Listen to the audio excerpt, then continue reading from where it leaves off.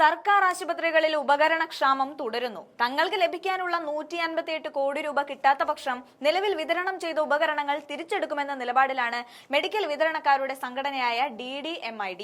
തുക ലഭിച്ചില്ലെങ്കിൽ വിതരണം ചെയ്ത സ്റ്റോക്ക് തിരിച്ചെടുക്കുമെന്ന് കാണിച്ച് വിതരണക്കാർ മെഡിക്കൽ കോളേജുകൾക്ക് കത്ത് നൽകിയിട്ടുമുണ്ട്. മുൻപ് തിരുവനന്തപുരം മെഡിക്കൽ കോളേജിലെ കാർഡിയോളജി വകുപ്പിലെയും യൂറോളജി വകുപ്പിലെയും ശസ്ത്രക്രിയകൾ മുടങ്ങുമെന്ന രൂക്ഷമായ അവസ്ഥയിലെത്തിയിരുന്നു.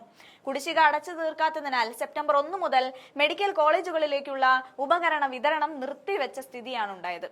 മാർച്ച് 31 വരെയുള്ള കുടിശ്ശിക അടച്ചു തീർക്കണമെന്നാണ് വിതരണക്കാർ പറയുന്നത്. ഒക്ടോബർ 5 വരെ കാത്തിരിക്കുമെന്നും കുടിശ്ശിക തീർന്നില്ലെങ്കിൽ നൽകിയ സ്റ്റോക്ക് തിരിച്ചെടുക്കുമെന്നും കത്തിൽ പറയുന്നുണ്ട്.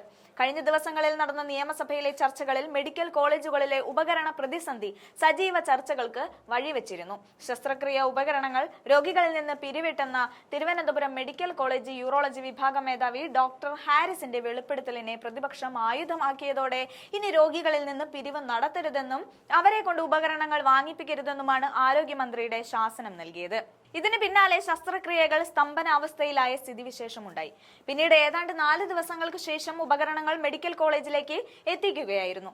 മെസ്സിയെ കൊണ്ടുവരാനും സംഗമം നടത്താനുമൊക്കെ പണം വകയിരുത്തുന്നവർക്ക് ഏറ്റവും സുപ്രധാന മേഖലയായ ആരോഗ്യരംഗത്തെ പോലും സംരക്ഷിക്കാനുള്ള കെൽപ്പില്ലേ എന്നത് ചോദ്യചിഹ്നമാണ്.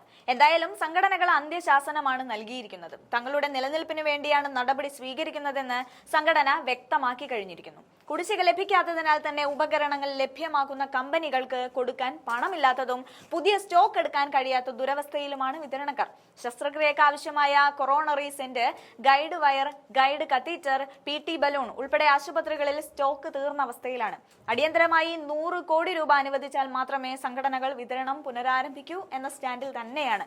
വിവിധ ഇനങ്ങളിലായി ഏതാണ്ട് 2000 കോടി രൂപയാണ് നിലവിൽ ആരോഗ്യ വകുപ്പിന് ബാധ്യതയുള്ളത്.